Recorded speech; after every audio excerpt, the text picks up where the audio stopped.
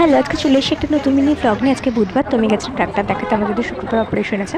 বাড়ি ফিরে পনির দিয়ে ভাত খেয়ে নিলাম, আর সেরকম ভিডিও করা হয়নি। এটা পরের দিন বৃহস্পতিবার ডাল আলু ভাজা দিয়ে ভাত খেয়ে আমি গেছিলাম হসপিটালে।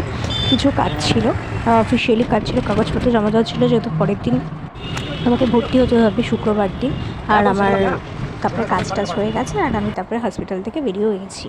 তো বাড়ি এসে ভাত, ডাল, বরবটি, আলু ভাজা আর ডালের একটা শুক্তো দিয়ে লাঞ্চটা সেরে নিয়েছি। আর ওইদিকে ঠাকুর তো আমার সব নিচে রাখা ছিল সিংহাসনে, আর সেটা আমি খুব সুন্দর করে ঠাকুরগুলোকে ওপরে তুলে দিয়েছি, যেহেতু আমি থাকবো না, মাকেই সব কিছু করতে হবে, পুজো টুজো।